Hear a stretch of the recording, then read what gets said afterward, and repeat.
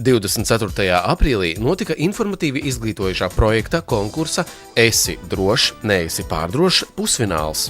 Konkursā piedalījās Rīgas, Jūrmalas un Rīgas reģiona 7. un 8. klašu skolēni. No 86 pieteiktām komandām konkursa pusfinālā bija izvirzītas 20. Lai iekļūtu pusfinālā, komandām bija jāatbild uz konkursa žūrijas sagatavotiem jautājumiem. Konkursu Esi drošs, neesi pārdrošs organizē Iekšlietu ministrija sadarbībā ar Valsts ugunsdzēsības un glābšanas dienestu, Valsts policiju, Neatliekamās medicīniskās palīdzības dienestu, Līvu akvaparku un akciju sabiedrību Latvijas gāze, kuras telpās Rīgā Vagonielā 20 arī norisinājās pusfināls.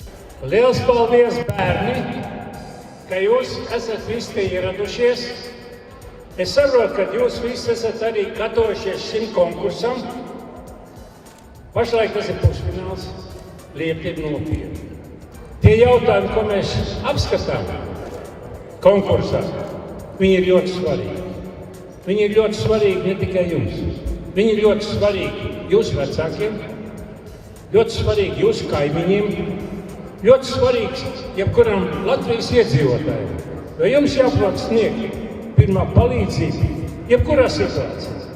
Vai tā ir avārijas situācija, vai tas ir pēkšņi ugunsgrēks, kā man jārīkojās, vai es varu loku atvērt, vai tomēr nedrīkst, kur man jāzvana, kā man jārīkojās gadījumā, ja ir gāzes noplūde, un pēkšņi es sajūtu tādu kā skābu, kā posta smaku. Es nesaprotu, kas tā pa smaku. Ziniet, tā ir gāzes smaka. Gāzes noplūde. Jebkurā vietā, vai tā ir virtuvē, vai tā ir kāpņu telpā, vai tā ir pagrabā, ir ārkārtīgi bīstama. Šī te konkursa devīze Esi drošs, neesi pārdrošs jau ietver sevi visu un izsaka šo te mērķi šī konkursa, kuru mēs gribam sasniegt.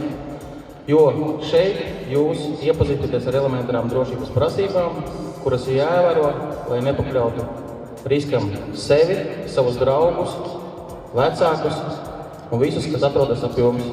Patiešām ir patīkami skatīties, kā bērni tik aktīvi iesaistās visā šajā procesā, un es domāju, būs ļoti lieli palīgi vecākiem atgādināt tās lietas, kuras bieži vien vecāki diemžēl aizmirst. Proti, ka nedrīkst iet pie sarkanās gaismas, kā jāpiedalās ceļu satiksmē, ka braucot ir jāpiesprādzējas un tā tālāk un tā joprojām.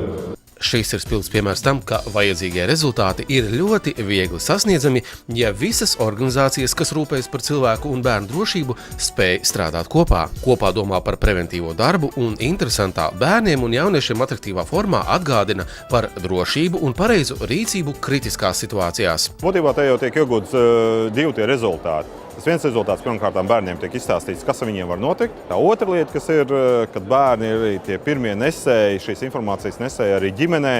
Un mēs arvien vairāk un vairāk redzam, ka ja mēs gribam kādu informāciju nodot plašākam publikas lokam, tad tā vai nu ir televīzija, vai nu, ja mēs gribam tiešāk kontaktu, tad tie ir bērni. Jo tas, ko bērni nozina, un īpaši bērni, tie, kas ir bērni, varbūt tās līdz kaut kādiem 12, 14 gadu vecumam, tad ģimenē, protams, te ir vislabākie informācijas sniedzēji. Ļoti apsveicams pasākums. Tiešām šī iniciatīva, kas nāca no glābšanas dienesta, jau īstenojās 3. gadu.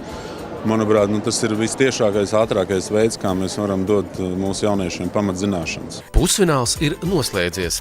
Kā žūrija vērtē konkursa dalībniekus? Līmenis ir ļoti labs. Mēs redzam, ka faktiski bērniem ieguldot varbūt tās ne šausmīgi lielu, ilgu laiku šo bērnu apmācībā, tas rezultāts, ko viņi iegūst, tās zināšanas, cik plašas zināšanas viņi iegūst, ir, es pat gribētu teikt, pat ļoti labs.